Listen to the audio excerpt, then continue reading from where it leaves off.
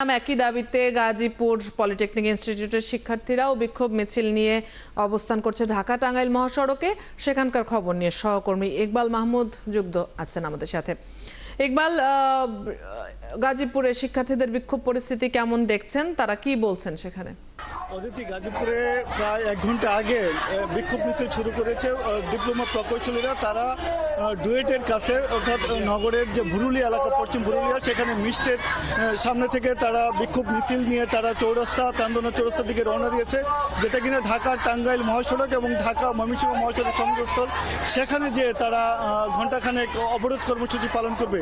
এই মুহূর্তে তারা গাজীপুর মেট্রোপলিটন পুলিশ যে সদর দপ্তর রয়েছে সেটা পার হয়ে তারা চান্দনা চৌরাস্তার দিকে এগোচ্ছেন। তারা বলছেন তাদের এই আন্দোলন প্রায় 2 মাস আগে থেকে শুরু হয়েছে। ডিপ্লোমা প্রকৌশলীদের নিয়ে যে ষড়যন্ত্র অব্যাহত, সেই ষড়যন্ত্রের প্রতিবাদে এবং তাদের যে যৌক্তিক 7 দফা দাবি রয়েছে, সেই দাবি আদায় যতক্ষণ না হবে তারা তাদের আন্দোলন চালিয়ে যাবেন। আমি যারা আন্দোলনে আছেন এরকম একজনের সাথে কথা বলতে চাই, একজন প্রকৌশলী, যে আপনাদের দাবিটা কি, কতক্ষণ আন্দোলন, কিভাবে আন্দোলন? আমাদের দাবি আপনারা জানেন, ডিপ্লোমা প্রকৌশলী দীর্ঘ 2 মাস থেকে আমাদের ন্যায্য দাবি যে 10ম গ্রেড, আমরা 7 দফা দাবির পক্ষে 7 দফা দাবি নিয়ে আমরা আন্দোলন করতেছি। এবং বিএসসি ডিগ্রিধারীরা যে অযৌক্তিক 3 দফা দাবি নিয়ে ওনারা চাচ্ছে, এর বিরুদ্ধে আমরা আন্দোলন করতেছি। আমাদের 7 দফা দাবি হলো, আমাদের 1978 সালে প্রেসিডেন্ট জিয়াউর রহমান আমাদের 10ম গ্রেড টেকনিক্যাল পদে উপসহকারী প্রকৌশলী পদটি ডিপ্লোমা ইঞ্জিনিয়ারিংদের জন্য বরাদ্দ করেছে।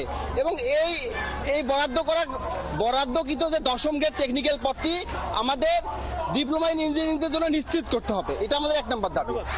শুনছিলেন অদিতি যে তাদের যে দাবি দাওয়াগুলো রয়েছে সেগুলি যতক্ষণ পর্যন্ত মানা না হবে ততক্ষণ পর্যন্ত তারা আন্দোলনের ডাক তারা দিয়ে রেখেছেন ততক্ষণ পর্যন্ত। ইকবাল, আপনার কাছ থেকে আমরা গাজীপুরের পরিস্থিতি জানছিলাম। দর্শক, দেশব্যাপী পলিটেকনিক ইনস্টিটিউটের শিক্ষার্থীরা আন্দোলন করছেন, আমরা সহকর্মীদের কাছ থেকে জানছিলাম সেই আন্দোলনের খবর।